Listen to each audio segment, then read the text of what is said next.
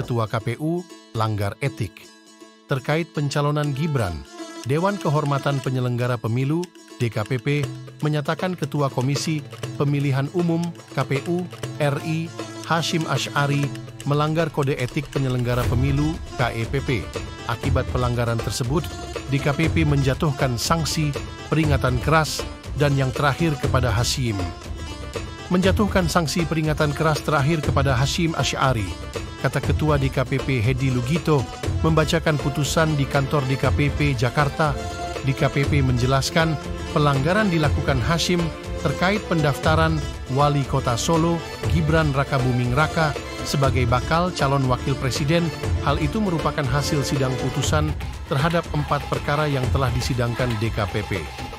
Hasyim tidak sendiri, DKPP juga menyatakan 6 komisioner KPU lainnya, yakni Betty Epsilon Idroos, Mochamat Afifuddin, Parsadaan Harahap, Yulianto Sudrajat, Idam Holik, dan August Melas melanggar kode etik serupa dan juga dijatuhkan sanksi peringatan keras.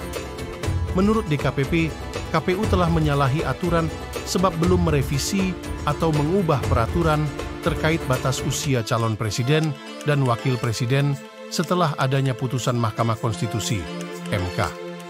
Meski belum mengubah peraturan, namun KPU tetap menerima pencalonan Gibran yang pada saat itu sebagai bacawa pres untuk Prabowo Subianto. Sebagai informasi, perkara ini diadukan 4 pihak. Mereka adalah Demas Brian Wicaksono, Iman Munandar B, PH Haryanto, dan Rumondang Damanik. Pengadu menyebut tindakan para anggota KPU membiarkan Gibran Rakabuming Raka mengikuti tahapan pemilihan presiden 2024 dinilai melanggar prinsip berkepastian hukum.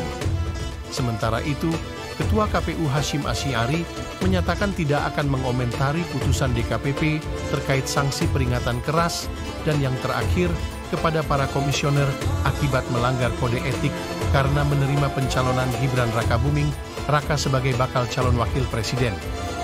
Apapun putusannya ya, sebagai pihak teradu kami tidak akan komentar terhadap putusan tersebut, kata Hasyim saat ditemui awak media di Gedung Parlemen Senayan. Hasyim menjelaskan penolakannya untuk berkomentar karena semua alasan perihal perkara yang diadukan ke DKPP itu sudah disampaikan saat bersidang. Karena itu, dia menyerahkan seluruhnya keputusan pada DKPP. Semua komentar catatan argumentasi sudah kami sampaikan pada saat jalan persidangan. Itu kan kewenangan penuh dari majelis di DKPP untuk memutuskan apapun, kata Ketua KPU ini.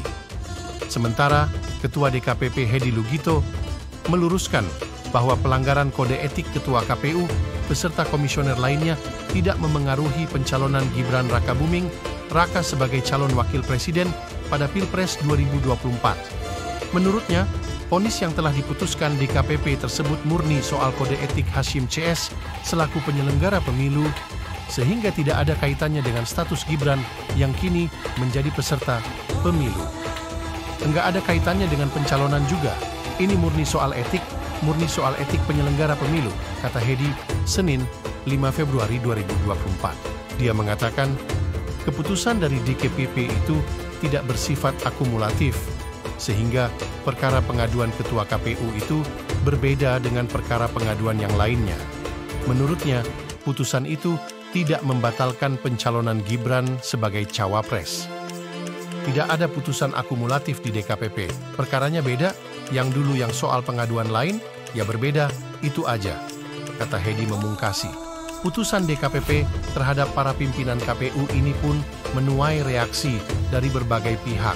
Hal ini turut memanaskan suhu politik jelang hari pencoblosan pemilu 2024 yang tinggal sepekan lagi.